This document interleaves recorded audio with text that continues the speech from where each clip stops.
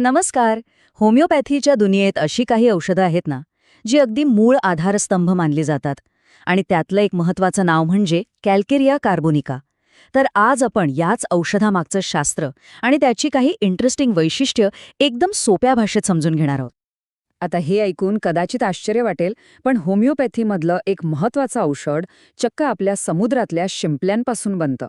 हो, खरंच. Calcarea carbonica, ज्याला कॅल्केरिया ऑस्टेरियम असंही म्हणतात, ते शिंपल्याच्या कवचाच्या आतल्या तो जो मधला चमकदार थर असतो ना, त्यापासून तयार केलं जातं. म्हणजे बघा, निसर्गातल्या एका किती साध्या गोष्टीतून एक शक्तिशाली उपाय कसा तयार होतो, हेच तर याचं वैशिष्ट्य आहे. होमिओपॅथीमध्ये कसं असतं, प्रत्येक औषधाचं ना एक व्यक्तिमत्व असतं. आणि डॉक्टर टायलर यांनी कॅल्केरिया कार्बोनिकाचं जे वर्णन केलंय ते तर अगदी अचूक आहे. हे वाक्य म्हणजे जणू काही या औषधाची ओळखच आहे. यातून थेट त्या व्यक्तीचं चित्र आपल्या डोळ्यासमोर उभं राहतं, जिला या औषधाची गरज असू शकते. तर मग ह्या औषधाला पूर्णपणे समजून घेण्यासाठी आपण 5 टप्प्यांतून जाणार आहोत. आधी त्याचा स्रोत, मग त्याची शारीरिक रचना, त्याचं मानसिक जग, काही खास लक्षणं आणि शेवटी काही विशेष नियम. चला तर मग सुरू करूया. चला सुरू करूया पहिल्या विभागापासून, ऑयस्टर शेल उपाय. तर होमिओपॅथीच्या दृष्टिकोनातून हे कॅल्केरिया कार्बोनिका म्हणजे नेमकं काय आहे पाहूया. आता होमिओपॅथीमध्ये ना काही औषधं फक्त वरवरच्या लक्षणांवरच काम करत नाहीत, तर ती व्यक्तीच्या मूळ प्रकृतीवर अगदी खोलवर जाऊन परिणाम करतात. कॅल्केरिया कार्बोनिका हे तसंच एक घटनात्मक औषध आहे. म्हणजे काय, तर ते हाडं, त्वचा, मन अशा अनेक स्तरांवर काम करतं आणि त्यामुळेच दीर्घकाळ टिकणारे बदल घडून येतात असं मानलं जातं. आता वळूया दुसऱ्या विभागाकडे, म्हणजे एका प्रकृतीचं चित्र. होमिओपॅथीनुसार कोणत्या प्रकारच्या शारीरिक रचनेच्या व्यक्तीसाठी हे औषध जास्त प्रभावी ठरू शकतं. चला त्यांचं एक शब्दचित्रच रेखाटूया. होमिओपॅथिक ग्रंथांमध्ये या व्यक्तीचं वर्णन अनेकदा फेअर, फॅटी आणि फ्लॅबी असं केलं जातं. ऐकायला जरा विचित्र वाटतं, पण याचा अर्थ सोपा आहे. अशी व्यक्ती जी गोरी आहे, स्थूल आहे आणि ज्यांचे स्नायू थोडेसे ढिले म्हणजे थुलथुळीत आहेत, ही या औषधाची एक प्रमुख ओळखच मानली जाते. आता घामाचं वैशिष्ट्य हे तर या औषधाचं एक महत्त्वाचं सूत्रच आहे. विशेषतः झोपेत असताना डोक्याला इतका प्रचंड घाम येणं की उशी अगदी ओली चिंब होते, हे एक अत्यंत सूचक लक्षण मानलं जातं. आणि एवढंच नाही, तर या घामाला एक विशिष्ट आंबट वासही येतो. होमिओपॅथीमध्ये अशा लहान सहान वाटणाऱ्या निरीक्षणांना खूप महत्त्व दिलं जातं. या व्यक्तींना ना थंडी अजिबात सहन होत नाही. म्हणजे अगदी थोडासा गारवा किंवा दमट हवा त्यांना लगेच जाणवते आणि त्रासदायक ठरते. त्यांच्या शरीरात जणू काही उष्णतेचीच कमतरता असते आणि त्यामुळे ते नेहमी थंडीने गारठलेले असतात. ठीक आहे, आता तिसरा विभाग, चिंताग्रस्त आंतरिक जग. म्हणजे शरीरासोबतच मनावरही ह्या औषधाचा प्रभाव असतोच. तर ह्या कॅल्केरिया कार्बोनिका प्रकृतीच्या व्यक्तीच्या मनात नेमकं काय चाललेलं असतं?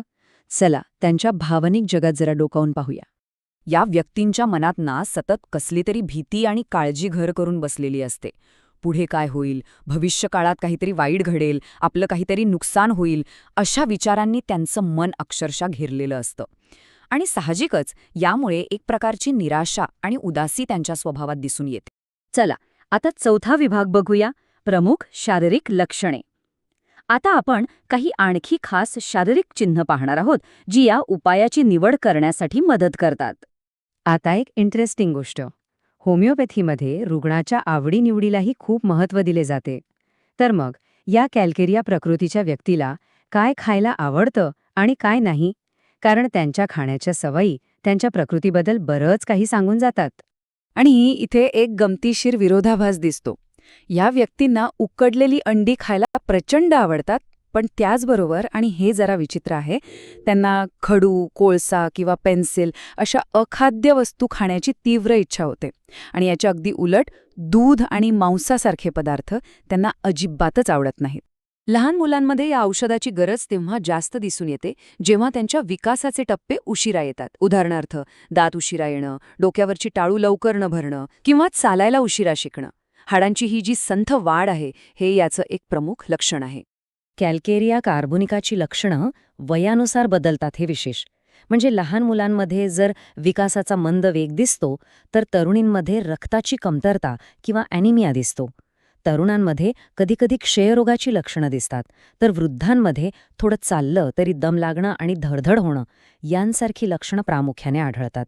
बरं, आता आपण आलो आहोत शेवटच्या आणि 5व्या विभागाकडे, नियम आणि वैशिष्ट्य. या औषधाचा वापर करताना काही खास नियम पाळावे लागतात असं म्हणतात. चला, ते काय आहेत ते बघूया आणि या औषधाबद्दलच्या काही रंजक गोष्टी जाणून घेऊया. होमिओपॅथीमध्ये कोणत्या औषधानंतर कोणतं द्यावं याचे काही नियम असतात. कॅल्केरिया कार्बोनिका आणि सल्फर या औषधाचं नातं तसंच काहीचं खास आहे. असं मानलं जातं की सल्फर दिल्यानंतर कॅल्केरिया दिल्यास उत्तम परिणाम मिळतात, पण सल्फरच्या आधी दिल्यास ते तितकं प्रभावी ठरत नाही. हा एक महत्त्वाचा नियम आहे. आता ही एक विचित्र पण महत्वाची माहिती आहे. जुन्या होमिओपॅथिक ग्रंथांमध्ये असं लिहिलंय की ज्या लहान मुलांना कॅल्केरिया कार्बोनिकाची गरज असते त्यांच्या पोटात जंत होण्याची शक्यता खूप जास्त असते. हे एक छोटंसं पण महत्वाचं निरीक्षण मानलं जातं. आणि आणखी एक आश्चर्यकारक गोष्ट, असंही मानलं जातं की कॅल्केरिया कार्बोनिका शरीरातल्या अनावश्यक वाढीला, जसं की पॉलिप्स म्हणजे छोट्या गाठी, त्यांना नाहीसं करायला मदत करतं. ह्यावरून या औषधाची कार्यकक्षा किती व्यापक आहे ह्याचा अंदाज येतो. तर गोऱ्या लठ्ठ मुलांपासून ते चिंताग्रस्त प्रौढांपर्यंत आणि खडू खाण्याच्या विचित्र इच्छेपासून ते डोक्यावर येणाऱ्या घामापर्यंत आज आपण कॅल्केरिया कार्बोनिकाचं एक बहुरंगी चित्र पाहिलं. पण या सगळ्यातून एक मोठा प्रश्न उभा राहतो. रुग्णाच्या प्रत्येक लहान-सहान गोष्टीचा, अगदी त्याच्या आवडीनिवडीचा इतका बारकाईने विचार करणं हे होमिओपॅथीच्या मूळ तत्वज्ञानाबद्दल आपल्याला नक्की काय सांगतं, यावर विचार करायला